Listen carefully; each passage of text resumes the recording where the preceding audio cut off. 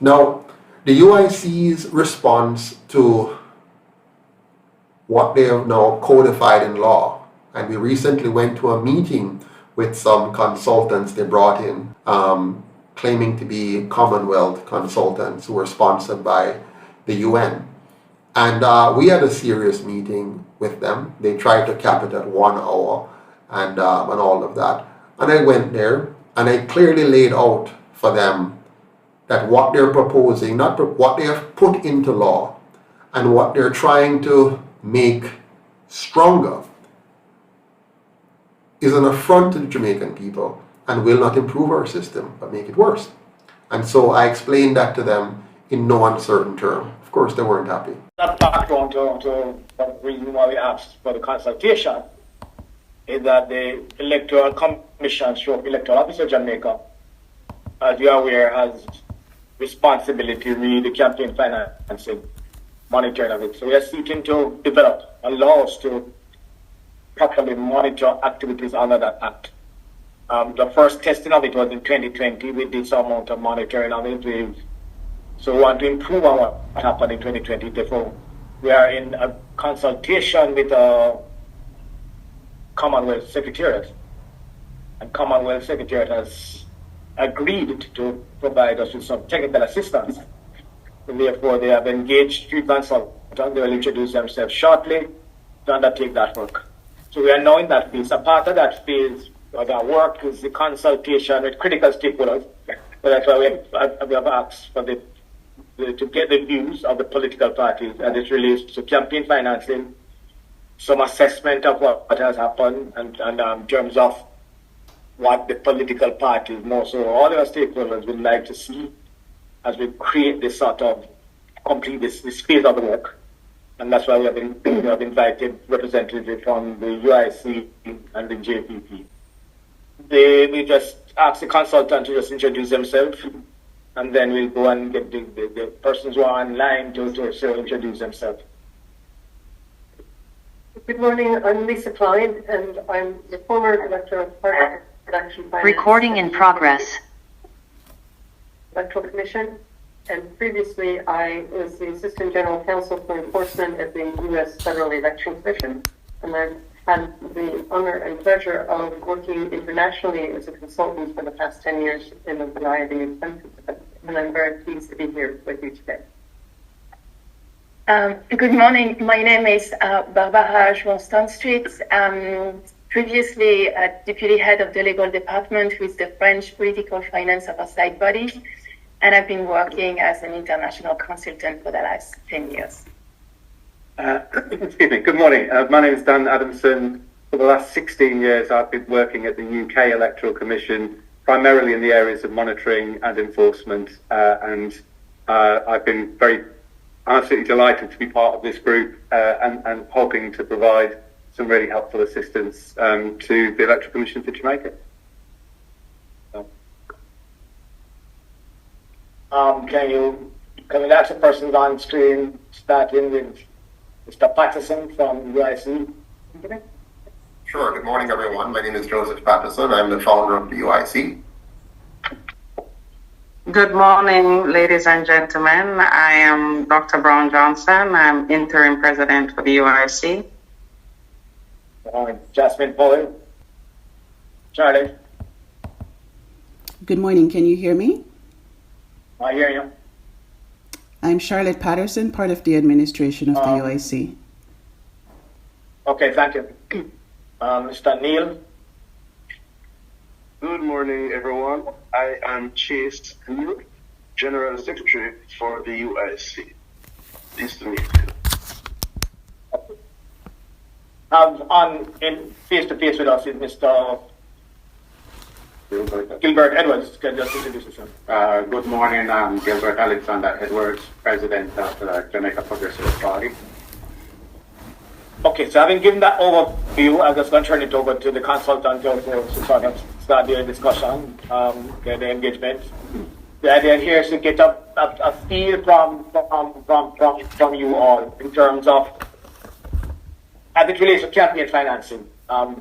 Where I think there's a gap now that exists to see what is your expectation in terms of creating that regulatory infrastructure. Certainly when the next general election, which is due, we want to implement that to be a bit more effective as an organization in terms of monitoring of what is happening as relates to campaign financing. Excellent. Thank you very much, Director. I'm hoping you might be able to help to coordinate responses if that's okay, because our questions are to everyone. Right, but we are recording it. So yeah, that's true. Thank you. Yeah. So I'm sure that you all have thoughts in terms of the future and going forward, but we thought it might be helpful just to start by asking you all what your experience was of dealing with this new regime as it was in 2020, and if there were lessons that you took from that in terms of specifically about the finance regime rather than other aspects. What was your experience of working with this regime and so forth? It's a very open question, and please feel free to sort of use it to give us any information that you think might be helpful to us. Hello, Mr. Patterson, you want to start, and then Mr. Edward, please. Sure. I just wanted to ask a quick question, Mr. Director. Why is it that the other two political parties are not here? Invitation has been given to them. Remember, the other two political parties are members of the commission. So the commission, so their representative also already sits on the commission. There was a meeting yesterday with that body. So we have gotten their view from that meeting that was held yesterday. So that so bear in mind that they are members of the commission, so they are already on the commissionerate. So they were at the meeting yesterday, so they gave their view in terms of the process. Okay, it just seems strange that they wouldn't be here so we can hear their views as well as part of the consultation. But I will allow the proceedings to continue, so go ahead.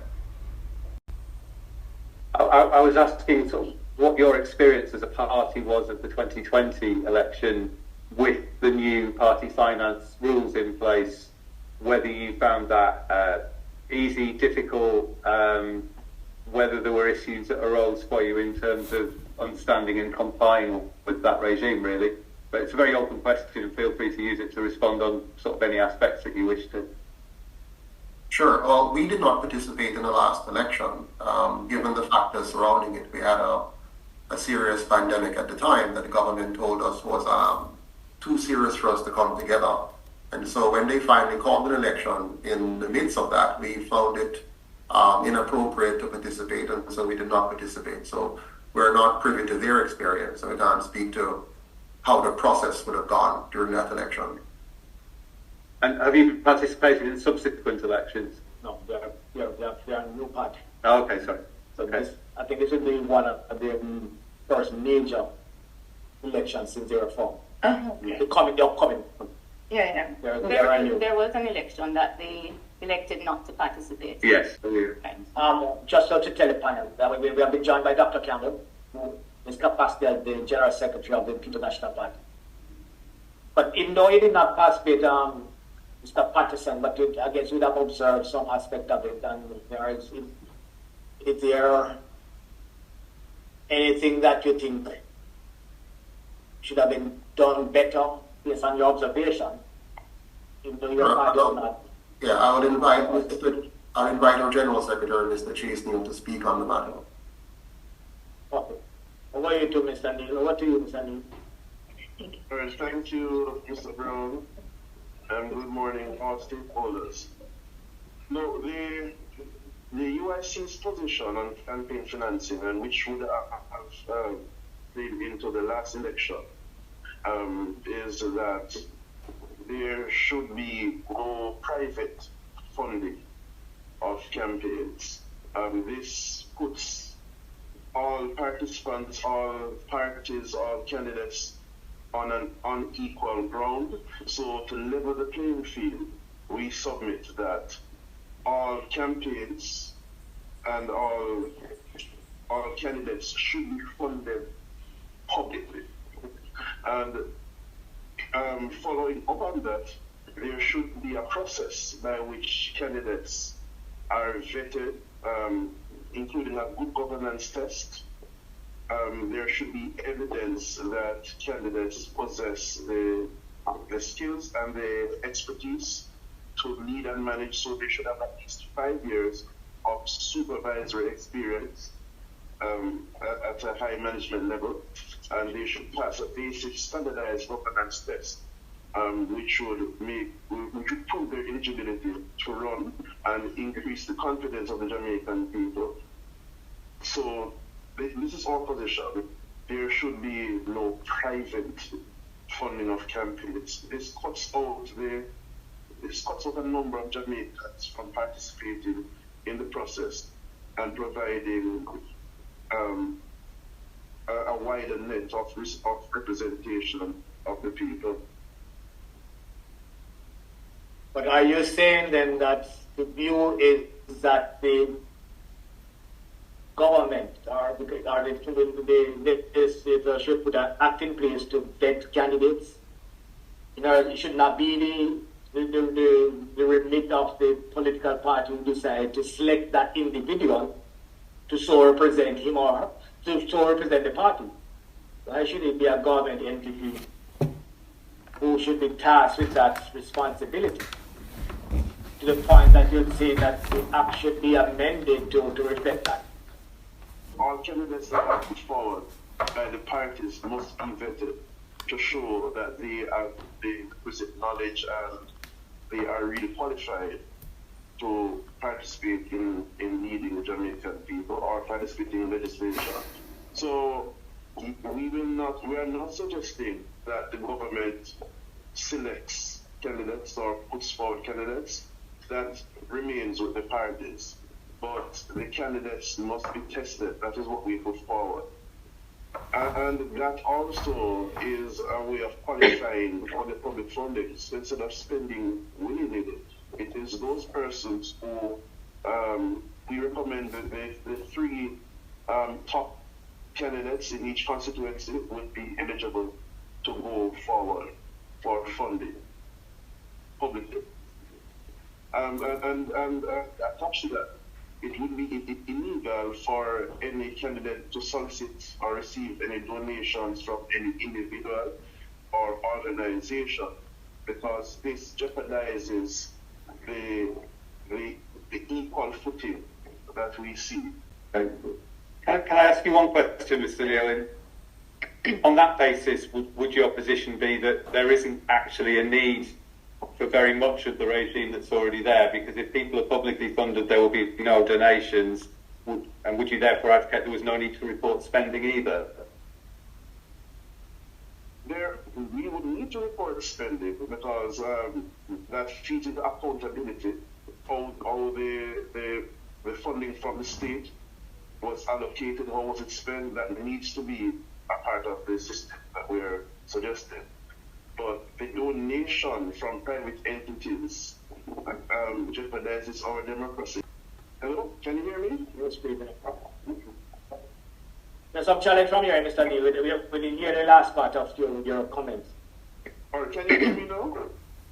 Yeah. Better, yes. As I was saying, the government would not be the ones who would choose the candidates. The party puts forward their candidates. Then there is a legislation that enacts a process of vetting.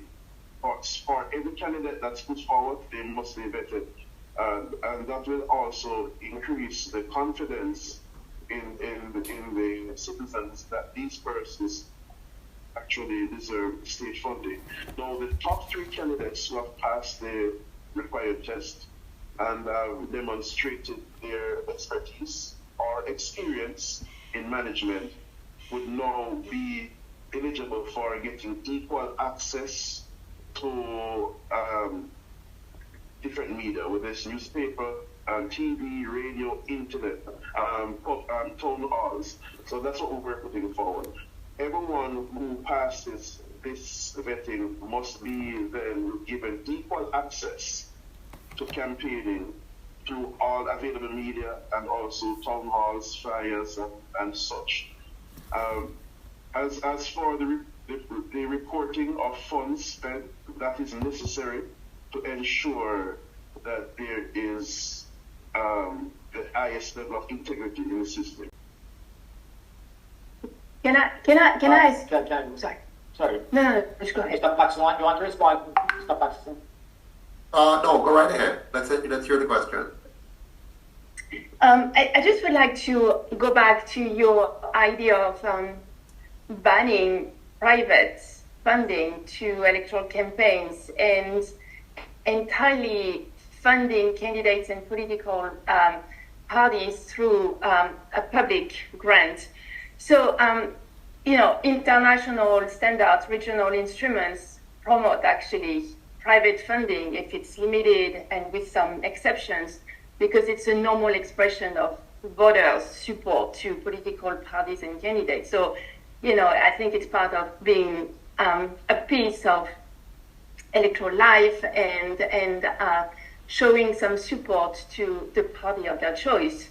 There are very few countries in which private donations are prohibited. I can only think about Uzbekistan right now, where there is an entirely funding mechanism from the state. So in terms of regional instruments, it's not completely in line with what exists in other countries. But if there were an entirely public funding system, how would you envision the system? Would public money allocated to all political parties and candidates regardless of the electoral results? And if so, would the money be allocated before election day, before the start of the campaign period, or after the announcement of the final results? All right, may I jump in here for a second, Mr. Neil? Yes, I think about it. All right, so we have to begin at the beginning. So the first step is, what we're proposing is that we rethink the process. So we're not even funding political parties. We're funding candidates, and we're not allowing those who have the most money to decide who the candidates are. So we're making it 100% publicly funded. So what this means is that the mechanism we put in place now will ensure that regardless of what results came in previous elections or not, what we're looking at is a person saying, hey, I want to run for office. So they raise their hand. Here is the requirement. Like we have now in law, we have requirements for a person to run for office. You must be this age, you must be this citizenship, and so on. So we have rules. Once you meet those rules, you are now eligible for public funding. Not in the form of cash per se, but in the form of access. Because politics is about communicating with your constituents. So you're getting access to the constituents. You get access by the newspaper, the radio, the television, the internet, town hall meetings, and debates. And once you have those access, you are now able to reach the constituents and speak to them, and they can hear you and see you. Also, all your credentials are posted online on our government website to say, Joseph Patterson is running, Neil Cheese is running, here's the constituency, here's his manifesto, his bio, his resume, and every single candidate who meets the basic qualifications, whatever those are receiving the same access to the constituents to communicate to them. And so what you have done, you have eliminated the control of those who might form the oligarchy, or those who might have big money, or those who might have tainted money. You're now removing all of those from the process and giving direct access between the candidate and the constituents, and removing any form of manipulation by those who have money, illicitly or otherwise, and allowing the people to hear from the candidates. What we really want in an election, right, is for people to hear the candidates, for the candidates to connect with the people, and for the people to make their democratic decision. As long as you have a system whereby those with the most money can determine who is the candidate, or who is the candidate that gets to be heard the most, then you're undermining democracy. And what we're saying here, let us build democracy by removing the control of big money and giving the people direct access to the candidates so that they can make a decision. I would ask, you can assume that the purpose of this reform is to promote clean and fair election. Correct? That's correct. Okay. Now, As part of the clean and other part of the process. But there are other aspects of it that allows for clean. right. Now, we wouldn't say directly in the last election We have pulled it out for different reasons. However, I was able to observe, to get first-hand information to see what was going on. And for me, what was in place would not work. Because, for example, the period of the campaign when the election is called, if you want to go around the system, you have the resources, you can spend all your money prior to the call of the election. You can purchase all the cards that you want to spend all the money prior to that. So that wouldn't work. The other part of this is that the party that is in office have an advantage because there's no set election day. So they can campaign, do town hall meeting, whatever they want to do. And as soon as they figure that they are ready, they set an election day. That now puts the rest party at a disadvantage in campaigning because you only have the short window. Yeah, I know it's to deal with the finances, but it's a disadvantage to other parties as to when you start, when you spend, where that is concerned. Yeah, you can maybe observe, but it's not enough. There should be regulation where a fixed election is in place, fixed date of election is in place, everybody. And if you're going to set a campaign period, it cannot be when the election is called by the Prime Minister. It has to be a length of time, say 3 months prior to the election day, if an election day is fully set. So that means, you can properly regulate, and it will be fair to everybody because you have a 3-month period in which to campaign, and that 3 months is called campaign period. Thank you.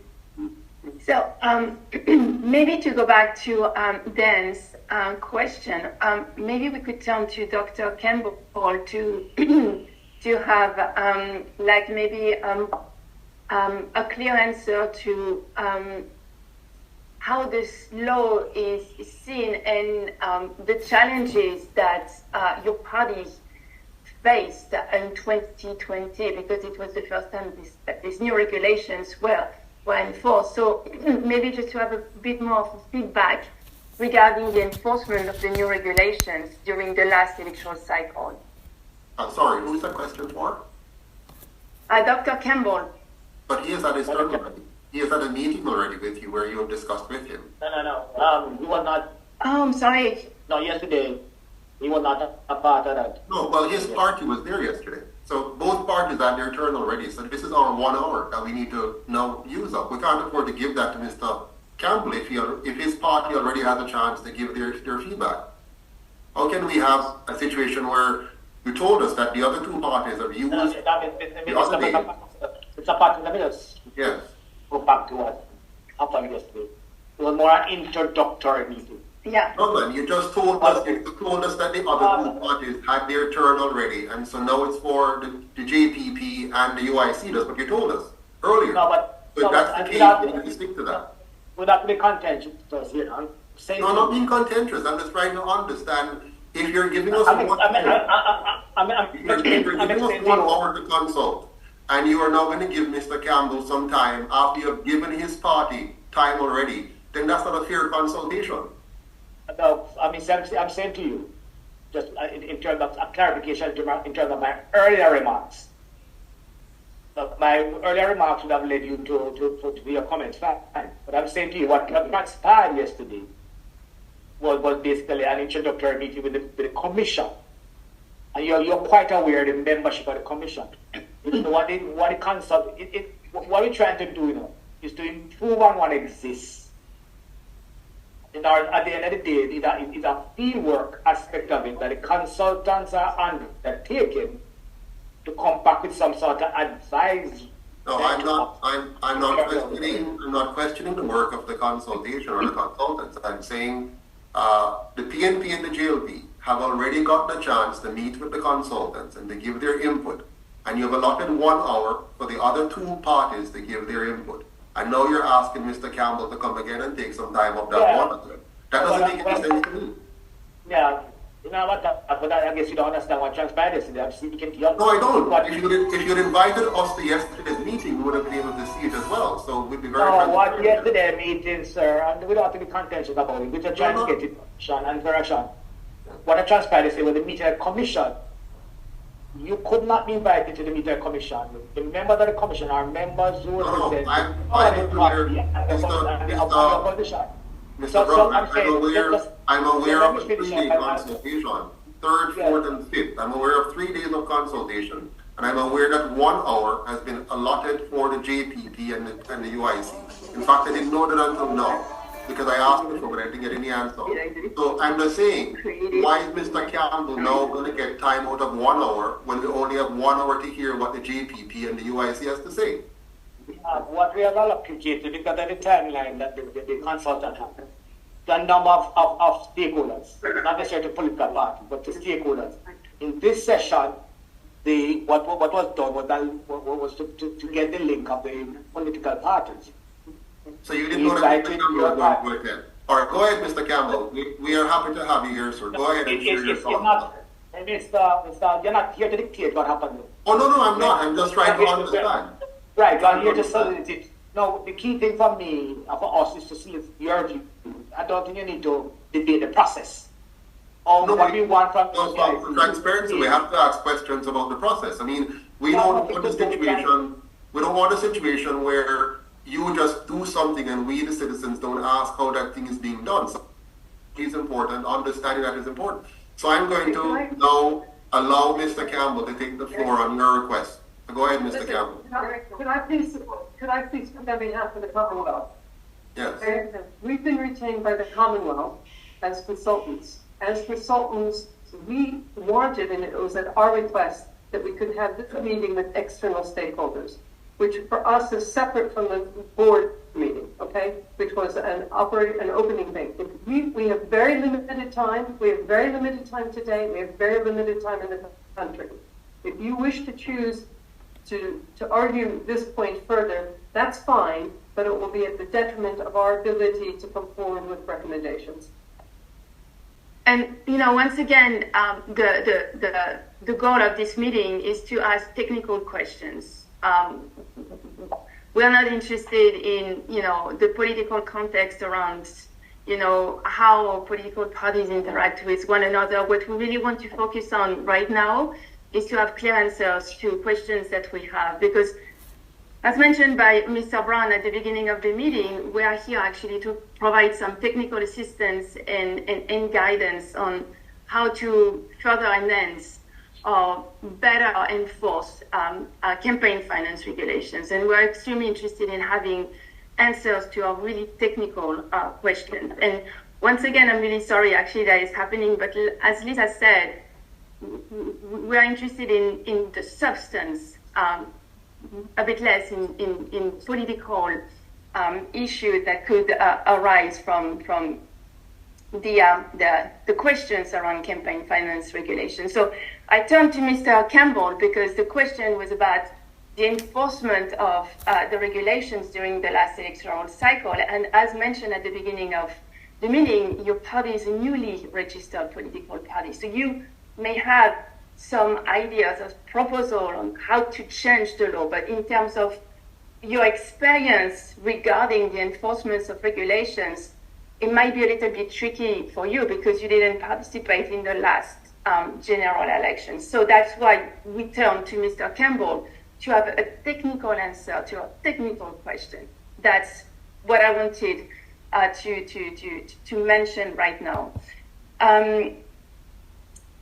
In terms of further cooperation with the Electoral Commission, do you think that it would be in the interest of your political party to have more a kind of like working relationship with the Electoral Commission, have guidance, maybe trainings to be prepared for the next general elections? Do you think that as a newly registered political party, there's a need for you to be better prepared and trained by the Electoral Commission to just to be a bit more familiar with the regulations and better chance, just to have a better chance to comply with campaign finance regulations.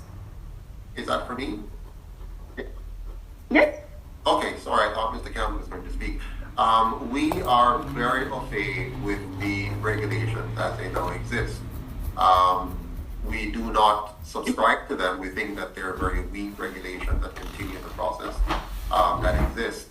What would be very useful is for us to look at alternatives, which we're doing here in a very short period of time. Mr. Gilbert pointed out the obvious flaws in the existing system if we're going to try to pursue that.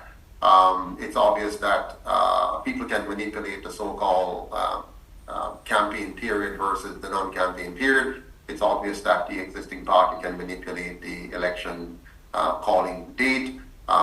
It's obvious that the Electoral Commission is not in a position to fully vet and audit all of the campaign financing sources.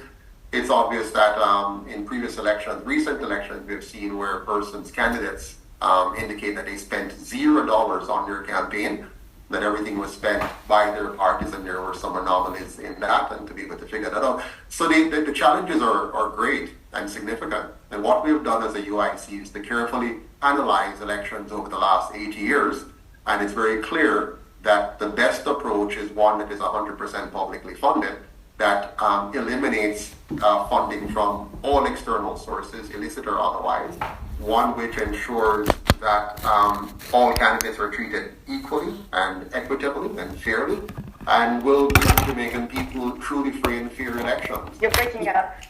You know, if that's what we want. So if we want truly free and fair election, our goal must be to get to the root of the problem. And the root of the problem is those who have the most money decides which candidates are heard.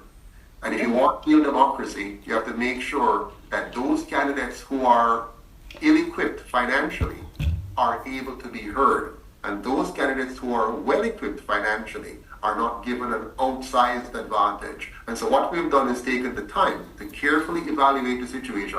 And I've listed for you here in the comment section, a summary view of what we're proposing. And so if the Commission and if Jamaica and if the world is interested in real governance, good governance, then this is a model that will certainly achieve that by eliminating big money, illicit money, and giving all candidates equal opportunity. Yeah. Yeah, but just bear in mind though that so what the proposal is basically asking for the act to be re-looked at, to be amended. What we want is there exists an act. The consultation is how to make it effective in terms of what's required on it. We know that in terms of their concern in terms of some potential change. But that will have to come through the I understand, Mr. Brown. So I understand. So if we were to look at the Act in its current form, what would we propose as changes to the Act? Our position is the Act in its current form is fundamentally flawed, is substantively flawed, and does not address the problem that you seek to address. I mean, what you're trying to do, is to ensure fairness and equity in the electoral process.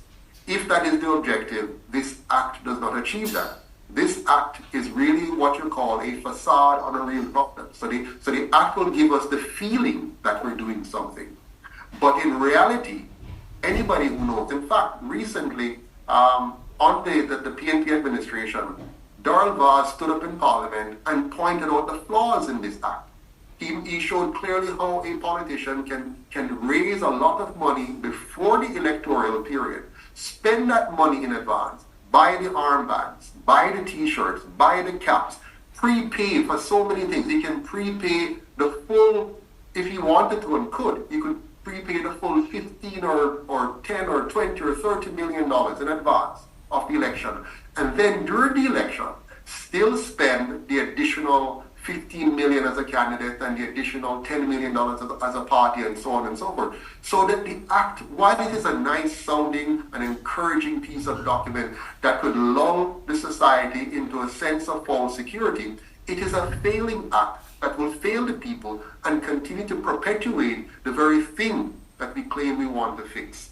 If we're serious about this, let us go back to the government, to the two parties that have controlled this country for 8 years and say, this act, this law, this regulation is wrong, it will not solve the problem, and the UIC as a solution that will really get to the bottom of the problem and give the Jamaican people true and real democracy.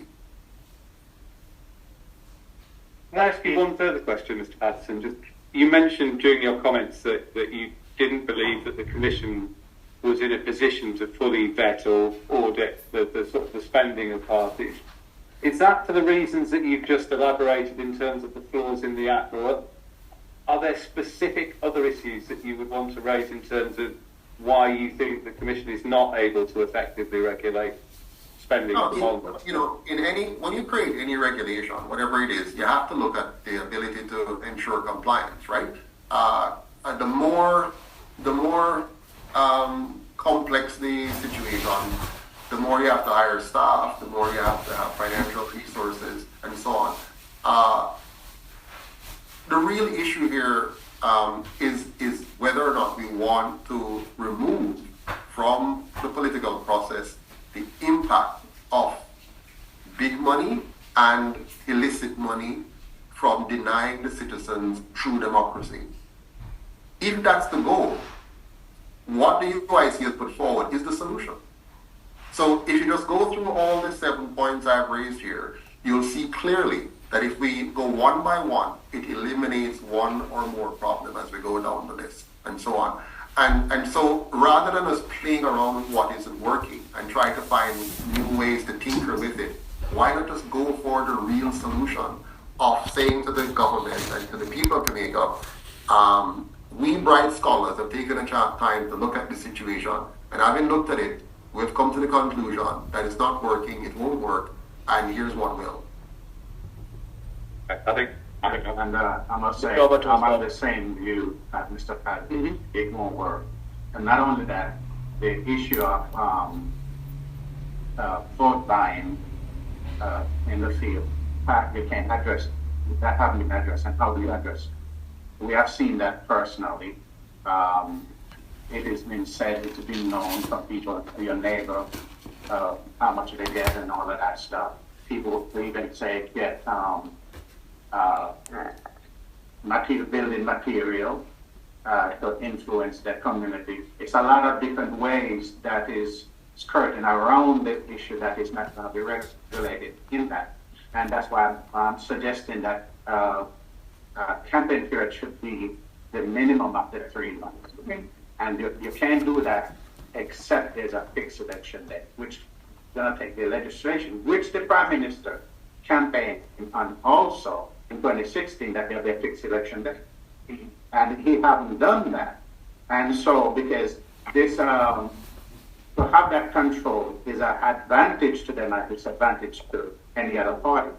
And so I fully agree with Mr. Patterson that this is not going to work. But is it a concern that is how do you make the current arrangement effective? The concern that is coming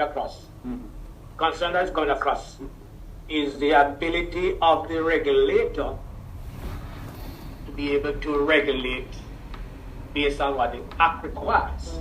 Yeah. Is it the ability of the EOJ, ECJ to be able to do the necessary investigation or to ensure that what is actually spent for the campaign, be they purchase whatever before. But if you are able to in the campaign period to so be able to monitor and monitor the activity that reflects some level of expenditure during the campaign period. So even though you buy a pair of things so much months ago, but you're not going to use them until the election period.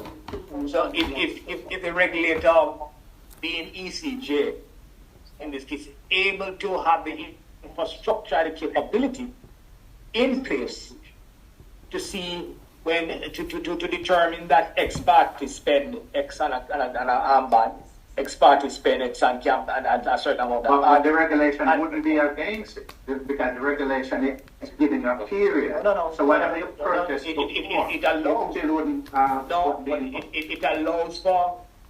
It allows for whatever expenditure that is reflected in the campaign period.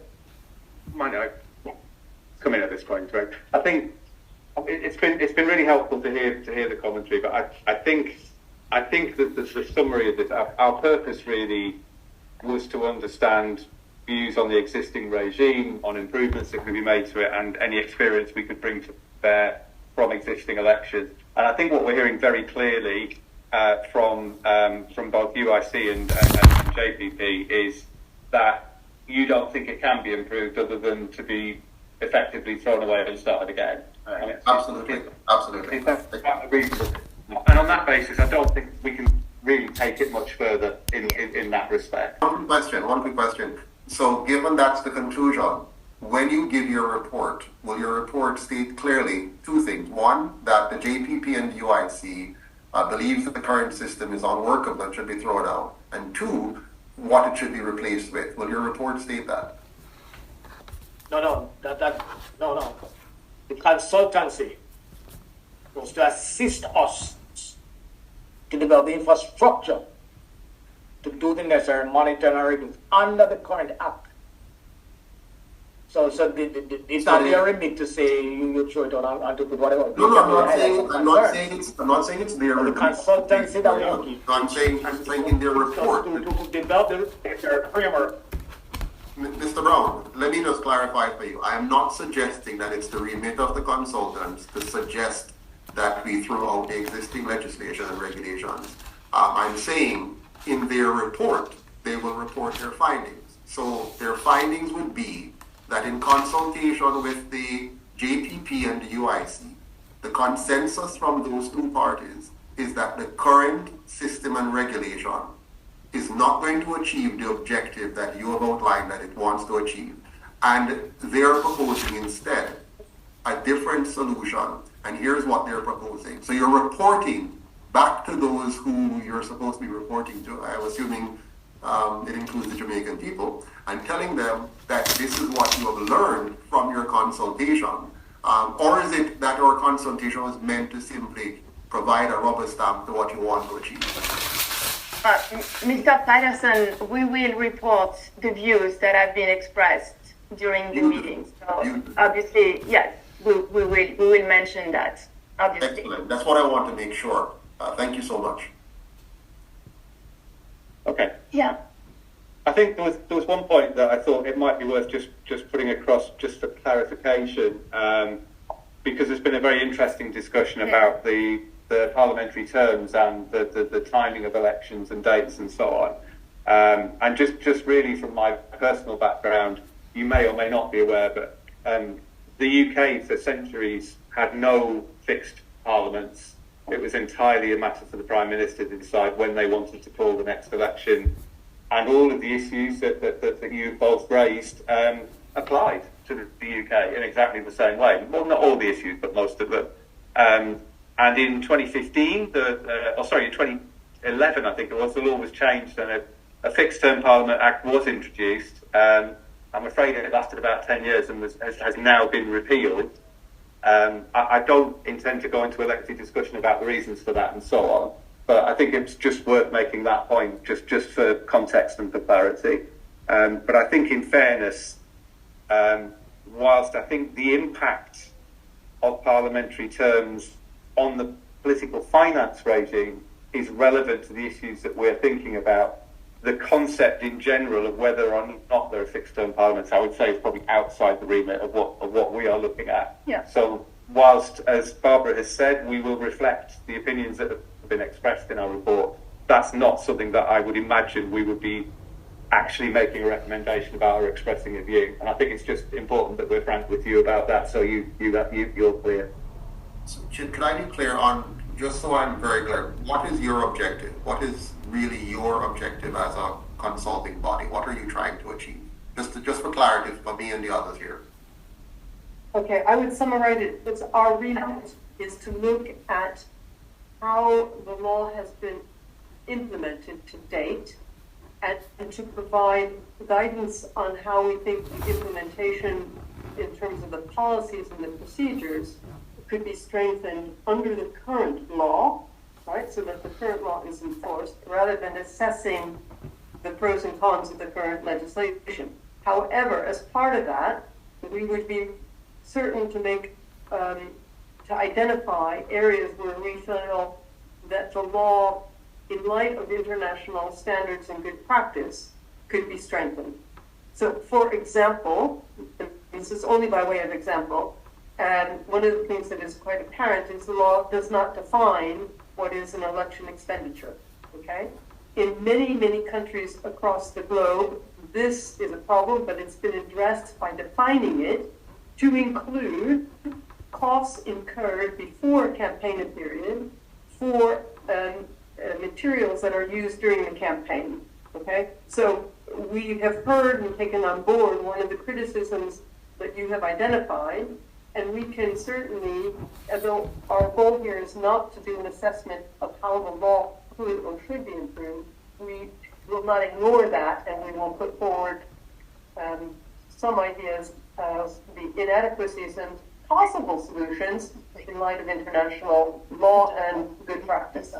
Does that help? So if I'm understanding correctly, you have a predefined position which is based on the idea that the existing laws and regulations are really what we need, and what you're looking for is just to tighten up little screws here and there to make sure it continues in place to deliver whatever results you're trying to achieve, really. Am I correct in saying that? I'm very sorry, but because of the transmission, part of what you said was garbled. Could I ask you to repeat? Sure, no problem. So my understanding is that you have a predetermined set agenda that says this is what we want to achieve. And your goal is really to tweak the system to make sure it works the way somebody intends for it to work. It's not really about looking at how effective it is in terms of achieving equity and equality and real democracy. It's more about, we have this carved out agenda that somebody has set, whoever those somebodies are, and you want to make sure we fit within that agenda and pursue that agenda, regardless of whether or not it's truly achieving democracy, equality, and equity for our people. We have been tasked with a technical assistance program, which is focusing on the current law and making it as effective as it can be. So that is our remit, and to come up with, make sure that the right policies, procedures, and resources available to implement the law. However, we are not blind. We are not buying on to any particular objective here. And if we feel that there are gaps within the legislation, we will be identifying it. But this is different from sometimes we get remits to where the remit for us is to look at how the law should be changed or to identify the particular objectives to be obtained. That is not part of this technical assistance program. So in your effort, the laws will not be changed. So your effort that you're on will not change the law. I'm sorry, I don't know how to be more clear. What we are saying is that our main objective is to make sure that there's mechanisms in place to enforce the current law. However, okay, that's the remit, okay? However, where we feel that there are deficiencies in the law, such as the gap in the definition of election expenditure, then we as professionals will be highlighting those things. But we are not here with the primary objective of assessing whether the law is, whether the law should be amended. That's not, our goal is not to provide an exhaustive, comprehensive list of legislative proposed reforms. Yeah. Right, so as long as the changes keeps in place what exists, that's okay. If the changes proposed does not keep in place what exists, then it's not okay. That's the idea here, right? No, I'm really sorry. We have a limited remit in this phase. We've not been asked to do an assessment of reforming the law, okay? But we are not blinded to the fact that there may be deficiencies. So, for example, I've already highlighted one.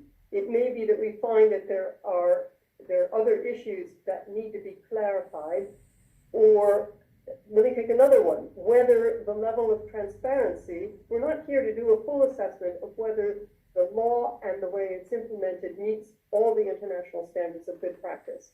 But we're professionals, we are experts in our area, and we will highlight them as we come across them. But that is, I want to be clear that the hot one. I think I fully understand. So basically, whatever you think needs to be changed is what will be addressed. If you don't think it should be changed and it's not addressed, what we think is not that important. No, I think you're putting words into my mouth. I will I'm trying to our colleagues to see whether they can make it clear. Well, you'd appreciate, they don't need to adjust or amend the law. These consultants can have that impact on that. That's why local legislation need to do that. That in ECJ, we can make recommendations. But the changing of the act itself or amendment of the act is a remit of the legislation to do so. No, I know. I'm just saying we're having a consultation, right? In a consultation, you look at whatever is brought to the table. But I do understand, Mr. Brown. I mean, the ECJ, for example, as we all know, is heavily, run or heavily directed by the two traditional parties. So your views are highly represented, or their views are highly represented at the ECJ. This is one of the few times we're consulting here in 1 hour. So I do understand that. Mr. Chase, I'll yield the floor to you, sir. But the ECJ, will the ECJ be reporting to Parliament on the views of the two political parties represented here? No, the report, what they're doing now is to assist us develop the infrastructure. It's not a report that we're going to go to Parliament to say, but when we develop the infrastructure and the guidelines and the strengthening of that, all stakeholders, not necessarily political, all stakeholders will be aware of the systems that will be put in place for future monitoring as relates to campaign financing. So in ours, it is to assist us to develop our capability. After it is done, the stakeholders, everybody, by extension, the wider country, be aware of the process. How we seek to the necessary policy document, guidelines, etc., that we'll undertake. So everybody be aware of what is out there. It's not a matter of saying a report will be presented to Parliament in terms of this consultation. And that's not the intention. Who's paying for this consultation? It's not. Mr. Brown, who's paying for this consultation? It's an arrangement. The arrangement we have with and to be transparent about it, with the Commonwealth Secretariat. The Commonwealth Secretariat offers support in the form of grant funding to different entities across the Commonwealth. So we are taking advantage of that support that is available in the form of grant aid. Understood. And just one more question, just for clarity. And what does the Commonwealth hope to achieve by sponsoring this consultation? They are consulted at the Commonwealth. Commonwealth is not Secretariat, is not President. But the intention of the support, are you aware, the support that they offer to across the country, the technical assistance, is a support they offer to different entities to strengthen their capability. And you would appreciate, you want us to strengthen our capability, that we can do a better job, Mr. Patterson, of how we monitor all the activities that are campaign fund as required under the Act. Okay, I know we have it's organizational support that the Commonwealth is giving to us. Thank you, Mr. Brown. All right. I think thanks for allocating your time, Mr. Edwards. Thanks again, Mr. Patterson and his team. It's certainly will impact on the thinking of the consultants. Yes, thank you. And they prepare the report. Yeah. But we've been in touch with Mr. Patterson. Sure, thank you. To bring your potential council candidates in terms of something that they ought to be aware of as we get closer and closer to the election. Appreciate it. No problem. Again, thanks everybody. We appreciate you. Thank you very much. Taking the time out. Thanks for your time. Thank you. Thank you. Bye everyone. Take care.